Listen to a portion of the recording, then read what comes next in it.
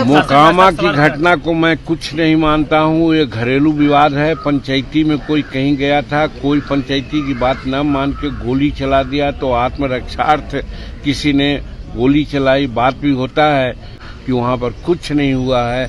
इसको राजनीतिक स्टंट नहीं देना चाहिए। मामूली बात है, इसको लॉ एंड ऑर्डर से कभी नहीं देखा जा सकता है। अनंत सिंह ऐसे अकेले नहीं चलते हैं, वो सदा चलते हैं अपने 5 आदमियों के साथ और उनके पास ताकत है।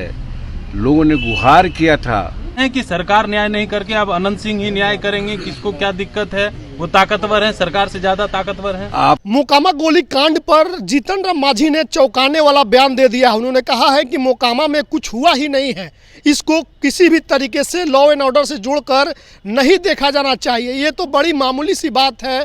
घरेलू झगड़ा को सुलझाने अनंत सिंह गए थे, उन पर अपराधियों ने गोली चला दिया, तब आत्मरक्षा में अनंत सिंह ने गोली चलाई है। अनंत सिंह को पूरे तरीके से क्लीन चिट दे दिए हैं जीतन राम मांझी ने, और जीतन राम मांझी ने इस मसले को कहा है कि इस पर राजनीति तो आप लोग नहीं कीजिए, ये बिल्कुल ही लॉ एंड ऑर्डर का मामला नहीं है। देखिए, एक अपराधी का मामला था, वहाँ पर अनंत सिंह गए थे। अनंत सिंह बड़ी ताकतवर हैं, उन पर गोली चला दी गई है तो आत्मरक्षा में गोली चलाई गई है। तो अब अनंत सिंह ने जो किया, जिस तरीके से अखबारों में लिखा गया है कि वहाँ पर AK-47 चली थी, और ये भी लिखा है अखबारों में कि अनंत सिंह के लोग देसी कट्टा चला रहे थे, देसी पिस्टल चला रहे थे। वहाँ पर दैनिक भास्कर अखबार ने लिखा है खुलेआम कि 100 राउंड गोली चली है। तेजस्वी यादव कह रहे हैं कि 200 राउंड गोली चली है, लेकिन जीतन राम मांझी कह रहे हैं कि वहाँ पर कुछ भी नहीं हुआ है। और जीतन राम मांझी कौन है? जीतन राम मांझी भारत सरकार के मंत्री हैं।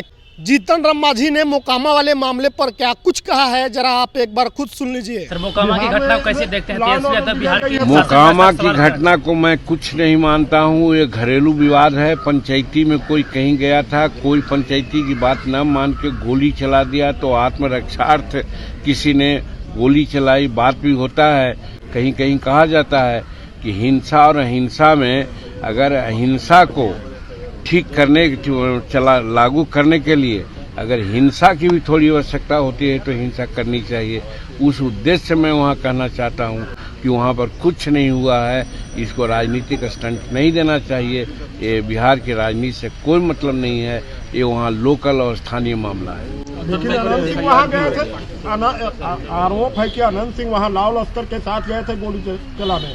जी, अनंत सिंह ऐसे अकेले नहीं चलते हैं, वो सदा चलते हैं अपने 5 आदमियों के साथ और उनके पास ताकत है। लोगों ने गुहार किया था कि हमारे साथ अमुक आदमी अन्याय कर रहे हैं, तो समझते थे कि अन्याय करने वाला आदमी सबल है।